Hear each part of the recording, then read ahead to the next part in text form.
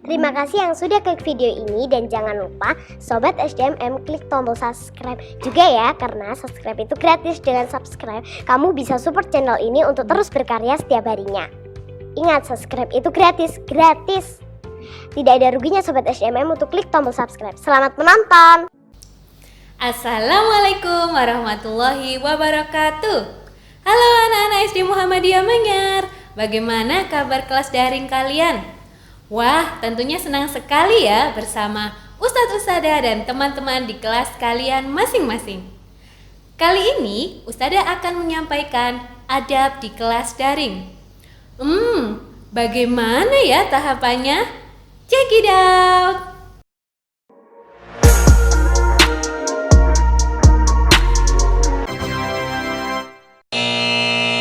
Ustazah Tarik, kalau dilihat dari gambar ini, ada yang diberi tanda centang dan ada diberi tanda silang. Yang girls diberi tanda centang tuh karena dia berseragam, sedangkan yang boys diberi tanda silang karena tidak berseragam. Itu kira-kira apa ya Ustazah pengaruhnya dalam pembelajaran maupun dari segi psikologis anak? Iya, betul sekali Ustazah Emma. Jadi ini tentang memakai seragam. Memang ada manfaatnya nih, ada tujuannya kenapa sekolah kita membiasakan anak-anak berseragam ketika di kelas daring. Nah, karena ternyata menurut penelitian dari Universitas Muhammadiyah Surakarta, seragam itu adalah salah satu yang bisa mempengaruhi motivasi belajar anak-anak, terutama seragam batik Ustazah. Karena batik itu kan kebanggaan kita ya sebagai bangsa Indonesia. Betul. Jadi anak-anak itu saat memakai seragam batik, baik itu mereka di sekolah maupun sekarang saat sekolahnya di rumah, itu ternyata ada motivasi, kebanggaan tersendiri, sehingga itu menimbulkan perbedaan yang signifikan. Lebih tinggi ya Ustazah. Betul. Nah, selain itu yang kedua adalah meminimalisir adanya perbedaan di antara anak-anak. Ya, namanya anak-anak pasti ada dong, ih bajunya bagus, ih bajuku kok kayak gini. Nah, itu yang kita hindarkan. Jadi anak-anak fokus di kelas daring, fokus pada materi pembelajaran dari ustadz dan ustadzahnya. Gitu. Kita lanjutkan lagi. Oke, kita lanjutkan.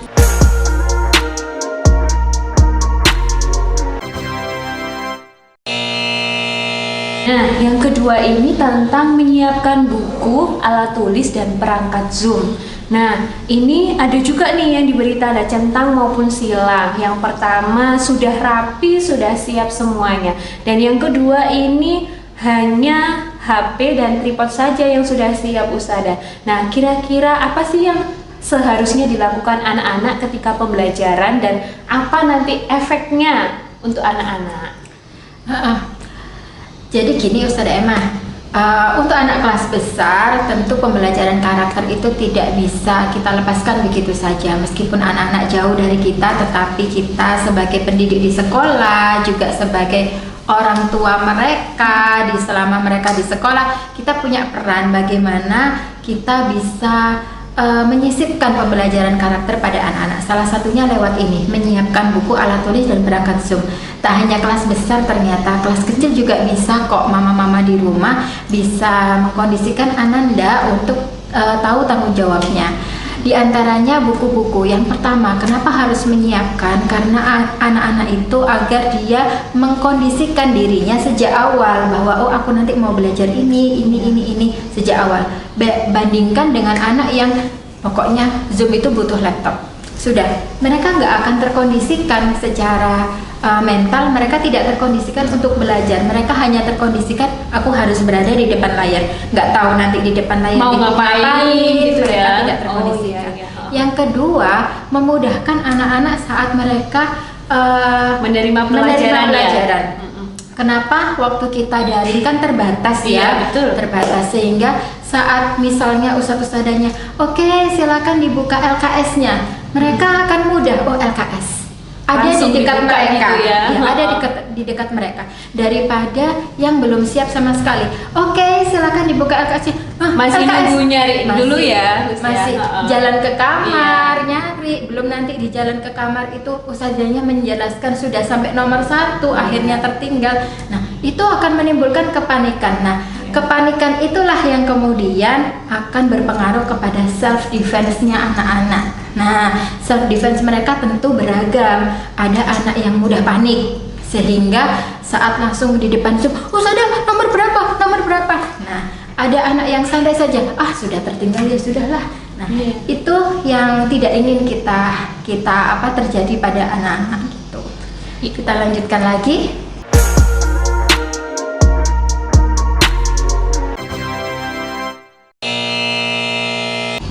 Nah, aspek selanjutnya nih ada tentang menyiapkan air minum Ustazah. Nah, yang seharusnya anak-anak lakukan itu menyiapkan minum terlebih dahulu atau menunggu nanti ketika haus ya Ustazah. Nah, itu ada kasus yang seperti itu tuh. Nah, gimana itu Ustazah Tari? Bahkan ada juga yang menahan.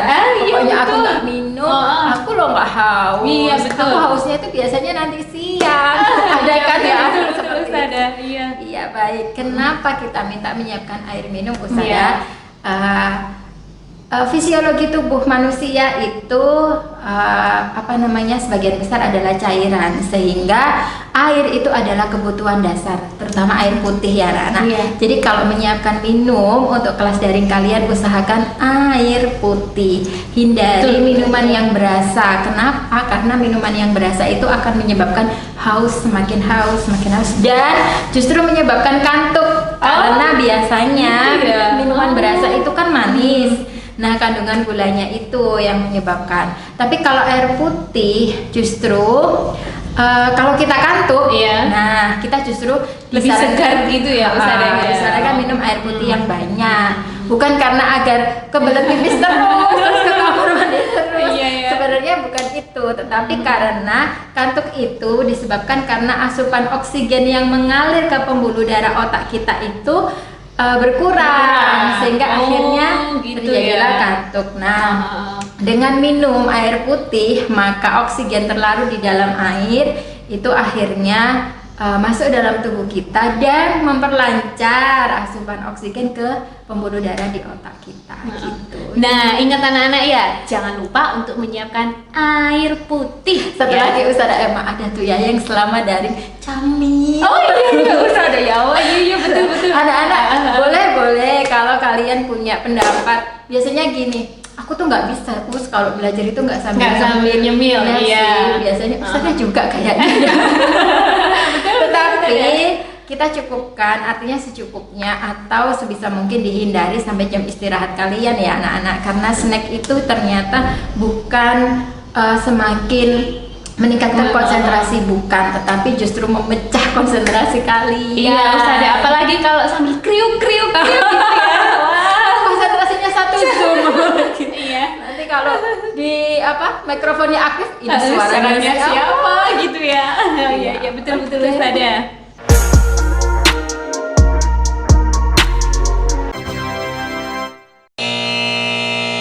Nah, untuk selanjutnya nih Ustazah, tentang masuk Zoom dengan nama akun yang benar.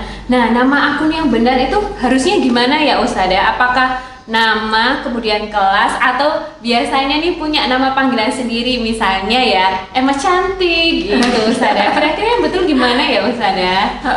Bukan hanya nama panggilan Ustazah, tapi biasanya punya icon-icon yang ada emoticon favorit. Betul. Nggak tahu itu unicorn atau apa, kita tulis semua aneka jenis hewan. Betul. Nah, yang betul itu seperti apa ya Ustazah? Manfaatnya dulu mungkin ya. Manfaatnya anak-anak ya, kenapa sih Ustadz-Ustadzah itu kok nyuruh pakai Zoom dengan akun yang benar, agar Ustadz-Ustadzah itu mudah untuk mendeteksi. Kan kita kan jarak jauh nih, jadi Ustadzah biar bisa tahu nih murid-muridnya Ustadzah, satu kelas 28 anak itu yang sudah hadir siapa saja, yang belum siapa saja. Belum lagi nanti kalau misalnya ada pertanyaan dari Ustadz-Ustadzah ingin yang menjawab adalah Emma misalkan, maka Ustazah tinggal search tuh Emma gitu ya. Tapi kalau kalian misalnya Emma terus nulisnya itu pakai yang macam-macam, maka ya akhirnya nggak muncul lah. Kalau udah nggak muncul, ya udah dianggap nggak hadir. Oh, nggak hadir mungkin terpental. Iya. Oh, nggak ada, mungkin hari ini berhalangan. Nah, seperti itu. Rugi nggak? Ya rugi Ya, banget. rugi banget. Ya kan, Iya, Us? betul, Rugi. betul. Nah, jadi manfaatnya seperti itu. Mudah mengenali kalian. Nah, yang kedua, kalau kita sudah tahu tujuannya ya manfaatnya, maka akun Zoom yang benar itu kalau di kelas 4, Iya. yang kelas 4 kita adalah nama lengkap, nama panggilan Nama terus panggilan, kelas. Jadi iya, misalnya betul. Emma Magelan, Tari Bima Sakti. Nah, seperti itu. Jadi singkat tapi jelas, jelas. ya Ustazah. Iya, ingat ya anak-anak, seperti itu peraturannya. Jadi nggak ada lagi yang namanya unicorn masuk situ. Iya betul, apalagi nama-nama samaran itu ya. Iya, Oh. biasanya itu ada pangeran ganteng. Iya betul. Aduh. Biasanya di list absensi itu Ustazah ada nggak sih? Ustazah nggak punya siswa Iya. namanya pangeran ganteng. Pangeran ganteng itu nggak Iya. ada. Iya betul.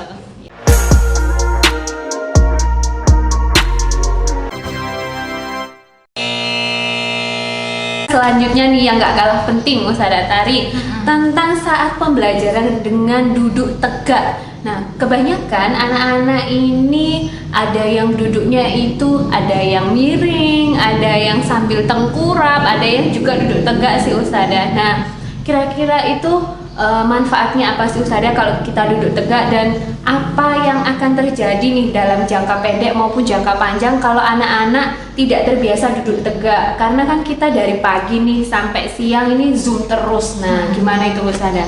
Tiap hari lagi ya. Iya, tiap hari lagi. Apalagi Ustazah-ustazahnya nih.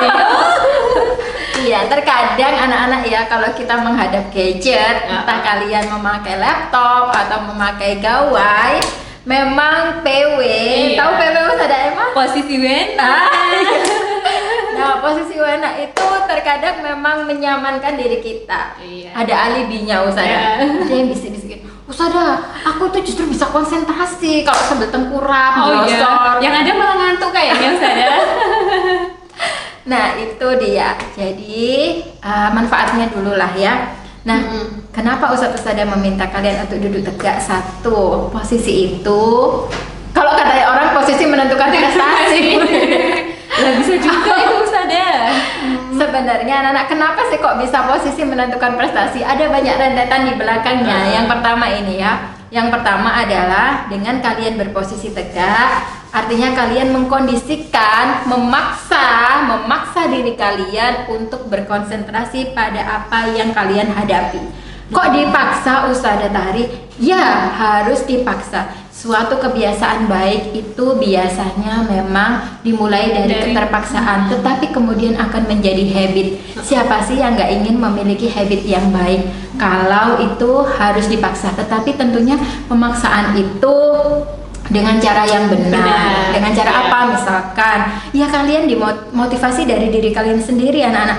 Aduh, aku pokoknya harus duduk dengan tegak. Toh nanti setiap jam pergantian pelajaran kalian ada rehat waktu untuk sekedar men-stretchingkan tubuh, ya kan? Nah, seperti itu. Kemudian yang kedua, kalian sudah belajar mungkin ya tentang tulang atau tentang rangka. Nah, ada kelainan-kelainan bentuk tulang yang sebenarnya itu bukan kelainan sejak lahir, tetapi itu terjadi akibat kebiasaan. Nah, kebiasaan setiap hari. Misalkan saat kalian kebiasaannya itu duduk, berdiri, ataupun tidur tidak dengan posisi yang benar, maka ada kelainan-kelainan tulang. Misalnya kalau yang sudah kalian pelajari nih ada 3, ada skoliosis, itu yang bentuknya kayak huruf S. Oh, yang bela-bela gitu ya Ustazah ya. Nanti jadinya gini terus gimana? Nanti kamu jalan gini. Kemudian ada yang namanya kifosis. Oh, Nah, iya. kifosis itu ki itu berarti kan ini otot kita kan ke belakang. Nah, berarti ke belakang anak-anak. Nah, kemudian ada lordosis. Lordosis itu kalau ke belakang tuh gini ya. Jadi membungkuk terus. Membungkuk terus ya. Kemudian lordosis ke depan. Nah, seperti Jadi itu. gitu ya. Nah, itu. Jadi usahakan mengkondisikan tubuh kita dengan sikap duduk Yang tegak. yang Iya. bagus, karena itu akan menjaga kesehatan rangka, utamanya tulang belakang kita. Iya, begitu anak-anak.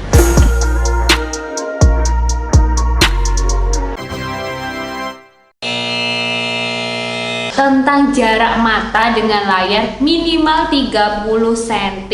Nah, 30 cm. kita 30 cm itu apakah kita harus mengukur pakai penggaris ya Ustazah atau berapa jengkal nih ya. Nah, kita lihat kalau di gambar nih ada yang sudah bagus, sudah jaraknya tidak terlalu dekat, ada yang sangat dekat sekali nih ya. Nah, kira-kira nih apa yang akan terjadi ya kalau kita sering-sering menatap layar terlalu dekat Ustazah. Nah, dan apa yang harus kita lakukan nih karena kita kan lama di depan layar. Iya.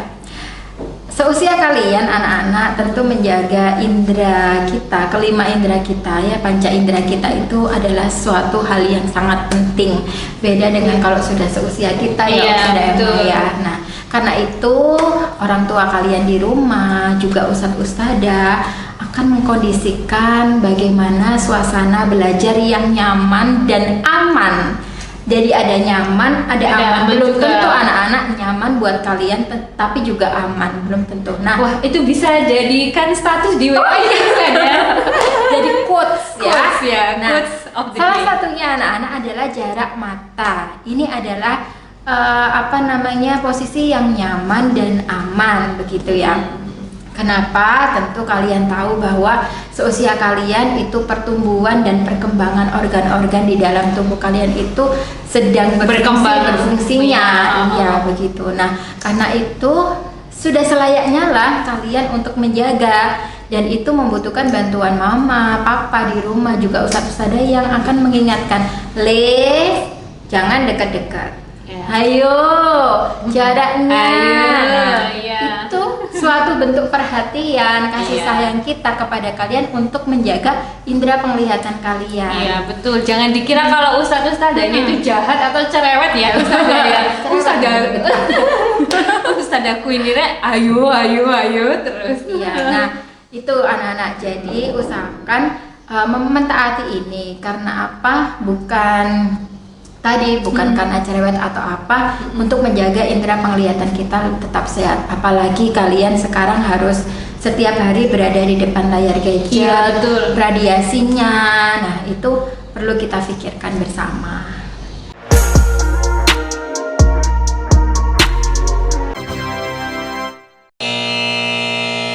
Tentang sikap berdoa yang tertib.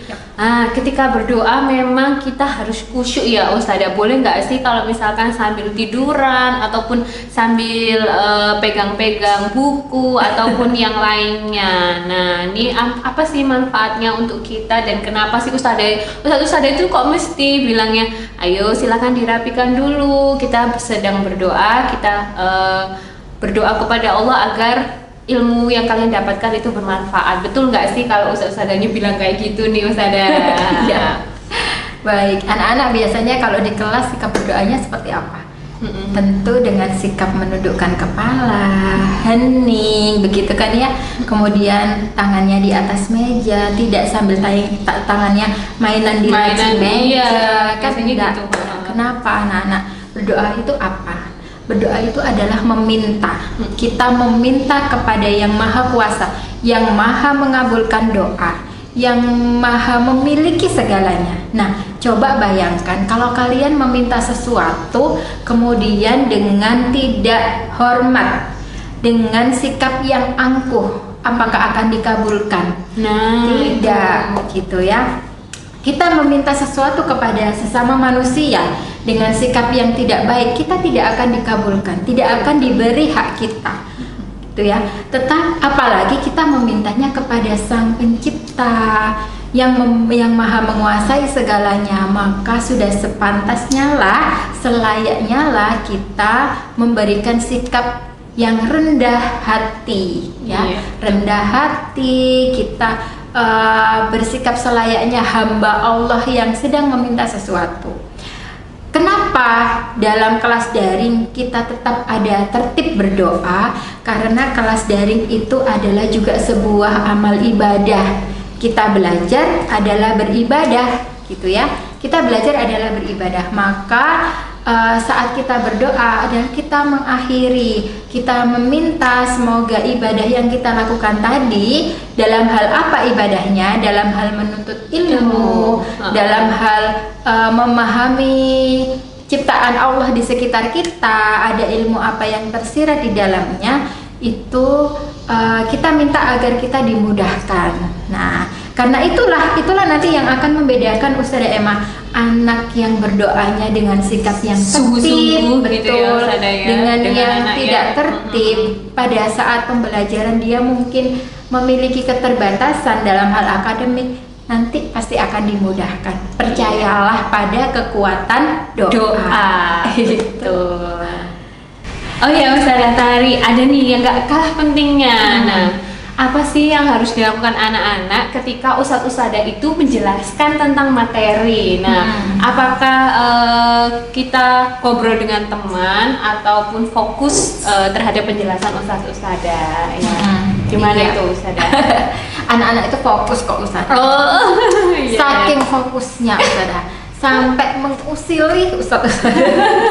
Jadi saking fokusnya mereka juga ingin menjelaskan juga. Iya, betul. Dengan cara apa? Coret-coret lah itu di layar. Iya. Di layar Zoom itu jadi ada yang coret-coret. Kadang juga saking fokusnya mereka juga mengaktifkan audionya juga, mikrofonnya ya. Diaktifkan, kemudian nyerocos lah itu nggak tahu apa itu gitu ya. Nah, ini sebenarnya suatu bentuk self defense-nya anak-anak juga Ustazah. Artinya saat mereka bertingkah seperti itu berarti mereka dalam posisi yang tidak nyaman. Mungkin ya. Karena jenuh, mungkin karena mereka kantuk, karena mungkin mereka merasa bosan. Nah, artinya mereka ingin menunjukkan pada ustadz-ustadzah bahwa Ustadz, aku itu jenuh. Jadi pengen diperhatiin gitu ya Ustazah ya. Jadi anak yang seperti ini tentu harus kita apresiasi, tetapi tentu apresiasinya dalam bentuk yang lain. Misalkan kita jeda dulu sebentar pembelajaran, kita minta anak-anak untuk stretching atau kasih game, dan kita sampaikan kepada mereka bahwa ada rule dalam pembelajaran kelas daring. Nah, rule inilah yang harus dipahamkan pada anak-anak. Bahwa apa? Ustadz-ustadzah tahu, paham kalian jenuh, kalian ada waktunya mengantuk, bosan, tetapi bagaimana kalian bisa memanage yourself, bagaimana bisa menahan sebentar untuk kemudian nanti ada waktunya sendiri, bagaimana kalian akan berkreasi dengan teman kalian di ruang Zoom itu. Nah, inilah pentingnya anak-anak menahan diri, bahwa segala sesuatu kalian harus paham bahwa dimanapun kalian berada pasti ada aturan di situ, pasti ada komitmen di situ. Nah, saat ustadz-ustadzah sudah menjalin komitmen dengan kalian, menyusun komitmen itu dengan kalian, maka tibalah saatnya kalian untuk menahan diri. Agar apa? Bagaimana caranya kalian menahan diri untuk mematuhi komitmen itu, sehingga konsekuensi-konsekuensi yang sudah ada di balik komitmen tidak tidak dibebankan pada kalian, gitu. Nah, dan itu merupakan salah satu bentuk respect kita terhadap ustadz-ustadzah ya. Sekali. Bukan hanya kepada ustadz-ustadzah, tetapi juga kepada teman-teman juga. Betul. Karena suatu tindakan yang mengganggu gitu ya, mengganggu kelas daring, artinya bahwa kalian tidak hanya mengganggu ustadz-ustadzah, tapi juga ada orang lain teman kalian teman sebaya kalian yang juga merasa terganggu. Nah, inilah yang kemudian harus kita ajarkan kepada anak-anak dengan pelan-pelan tentunya. Tapi insya Allah anak-anak pasti bisa kok. Iya, anak-anak hebat. Ya. Juga satu lagi Ustazah Emma, kamera. Jadi selain memanage mikrofonnya masing-masing, kapan kalian harus meng-on-kan, meng-off-kan, kamera juga diusahakan selama pembelajaran kamera dinyalakan terus. Ingat itu ya. Bukan karena ustadz-ustadzah ini jadi CCTV kalian, bukan ya. Tetapi karena ustadz-ustadzah ingin melihat ekspresi kalian, melihat sikap kalian dalam menikmati pembelajaran itu. Iya. Kalau kalian mungkin sedang gelisah, Ustadz Sada akan tahu, Ustadz Sada akan respect. Iya, ada betul. apa? Kenapa kamu ya sedih? kok sedih Nah, gitu. sehingga pembelajaran kita itu efektif ya Ustazah. Iya, efektif. betul. Bisa Jadi kalian ada hubungan timbal balik gitu ya antara Ustazah dengan anak-anak juga. Oh ya Ustazah, ada lagi nih. Biasanya anak-anak itu di ruang Zoom ada tuh namanya fitur chat. Fitur chat itu Ustazah. Kira-kira apa sih yang harus dilakukan anak-anak terhadap fitur chat itu? Apakah harus ngobrol terus dengan temannya di situ atau seperti apa? Fitur chat itu sangat membantu dalam pembelajaran ya anak-anak ya, terutama Ustazah untuk komunikasi dua arah. Gitu. Iya. Agar komunikasi dua arah yang tidak bising. Kenapa? Karena kalau menggunakan mikrofon, biasanya suaranya saling sautan. Akhirnya ada yang seperti ini. Aku tadi udah jawab, tapi namaku nggak dipanggil karena ketumpuan suara temenku yang lebih besar. Gitu.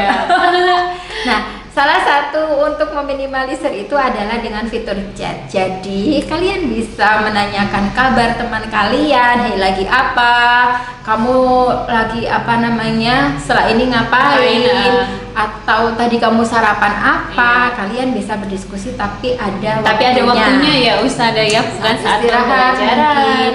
Kalau saat pembelajaran gunakan fitur chat itu untuk pembelajaran. Misalnya untuk menanyakan sesuatu yang saat Ustazah menjelaskan kamu tidak paham, bisa ditanyakan di situ. Atau saat diminta Ustazah untuk menjawab pertanyaan itu ya Ustazah, itu baru pertanyaan kalian gunakan di situ. Jadi kalian di sini kalian juga belajar menggunakan fitur-fitur yang ada di Zoom Meeting itu sesuai dengan fungsinya dan sesuai dengan tempat dan waktunya. Nah, itu anak-anak diingat-ingat ya.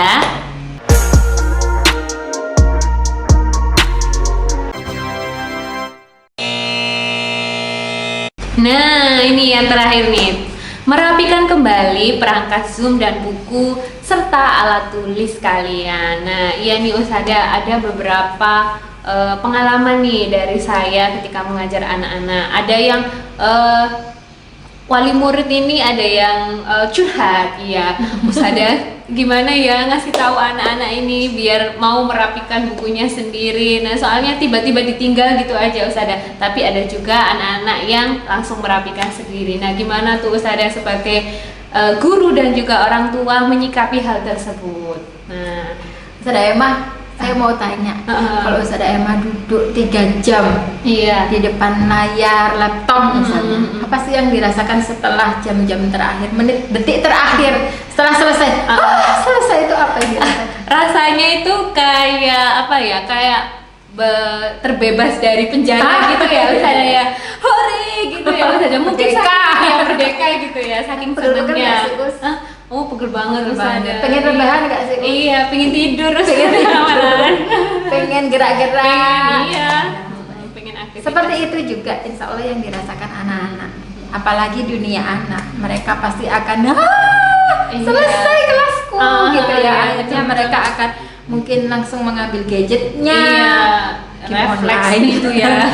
Kemudian mungkin mereka langsung melepas seragamnya, berganti pakaian yang lebih nyaman buat mereka. Kemudian mungkin mereka langsung ke dapur ambil nasi, ambil makan ya, lapar soalnya gitu. Atau mungkin mereka langsung ke ruang TV, nyalakan TV-nya. Itu sebuah hal yang wajar, apalagi untuk anak-anak seusia sekolah dasar. Tetapi tentunya kita sebagai pendidik di sekolah tetap ingin berinteraksi kepada anak-anak di rumah. Karena mereka juga anak-anak kita, begitu, bahwa kewajiban mereka masih ada satu langkah lagi ya. Satu langkah lagi kewajiban mereka, yaitu apa? Merapikan perlengkapan mereka sendiri. Artinya apa? Terutama untuk di kelas besar, mereka sudah harus belajar mandiri. Iya, dan bertanggung jawab ya Ustazah tentunya. Bertanggung jawab. Bagaimana mereka merapikan sekitar tempat Zoom mereka tadi, dikembalikan lagi menjadi rapi dan bersih, di mana letak buku-bukunya dikembalikan ke meja belajar, lalu bagaimana dengan laptopnya, apakah dibiarkan menyala. Nah, itu adalah suatu bentuk perhatian kita kepada penanaman karakter anak-anak meskipun jauh dari kita, Ustaz-Ustazah. Dan saya pikir orang tua di rumah tentu akan lebih sangat suka begitu ya, sangat suka dengan pembelajaran karakter seperti ini. Lalu anak-anak, apa yang kalian rasakan? Apakah kalian tertekan dengan adanya kewajiban untuk merapikan itu? Insya Allah tidak ya. Anak yang hebat, anak yang sudah siap untuk mandiri, anak yang sudah siap untuk bermain setelah belajar, tentu akan menyiapkan dirinya sendiri. Aku sudah siap belum untuk bermain? Kalau tempat kalian masih berantakan, berarti kalian belum siap main. Belum siap main. Nah, kenapa? Karena kalian bermain adalah hak, tetapi kalian boleh mengambil hak itu tanpa melanggar hak yang lain. Kalau kalian boleh mengambil hak jika kalian sudah melaksanakan kewajiban. Nah, kewajibannya itu ya, merapikan kembali perangkat Zoom-nya. Nah, ingat tuh anak-anak ya, jangan nanti minta mamanya yang ngerapiin ini. Belum lagi nanti pramuwismanya. Oh iya. Pramuwismanya. Terus akhirnya besok waktu butuh Al-Quran, waktunya Quranku kemarin ya? Bingung naruhnya ya. Bingung tahu-tahunya di bawah meja. Iya. Tapi kalau kalian sudah merapikan sendiri, kalian pasti tahu tempat-tempatnya di mana. Ya. Baik anak-anak, sudah tahu kan adab-adab di kelas daringnya? Yuk kita terapkan bersama. Insya Allah akan bermanfaat untuk kita semua dan kelancaran pembelajaran daring kita semua. Selamat mencoba. Nah, sudah semua nih Ustazah ulasan dari adabnya. Ada satu lagi sebenarnya ya, ada greeting. Oh iya. Nanti bisa disimak lengkapnya. Greetingnya kita punya greeting 5 bahasa. Iya. Ada bahasa apa saja ya Ustazah? Bahasa Indonesia. Selamat siang. Iya, bahasa Jawa juga. Sugeng siang. Bahasa Inggris. Bahasa Inggris. Goodbye. See you. Nice to meet you. Bahasa Arab. Ilaliko. Ma'asalama. Kemudian bahasa Jepang. Bahasa Jepang. Sayonara. Arigato gozaimasu. 5 bahasa. 5 bahasa. Jadi nggak usah ditambah-tambahi pakai bahasa Korea. Sareno. Biasanya ada tuh ada yang namanya bener. Ya nggak apa-apa sih, tapi kalian harus lengkap dulu 5 bahasa ya gitu. Nah, kenapa sih tujuannya? Tentu kan sejak kelas 1 ya sudah dibiasakan pembiasaan greeting 5 bahasa itu. Tujuannya sih agar kalian mengenal sapaan-sapaan 5 bahasa. Sebenarnya greeting ini itu pinginnya sih berimbas juga ke luar kelas daring. Jadi kalau kalian ketemu sama sahabat pena kalian misalnya dari Kalimantan atau ketemu dengan teman TK kalian yang sudah lama di luar negeri gitu ya, nah itu kalian bisa melakukan sapaan itu, nggak sekedar hey, hello, good morning. Nah itu ya, jadi diusahakan greeting 5 bahasanya lengkap. Baik, cukup itu ulasan dari Ustazah Tari dan Ustazah Emma. Semoga bisa bermanfaat buat kalian. Kalian tahu kenapa ada adab yang seperti itu. Kalian bisa tahu apa yang melatar belakangi di balik adab-adab itu. Iya. Selamat mencoba ya di rumah. Kita tutup. Wassalamualaikum warahmatullahi wabarakatuh.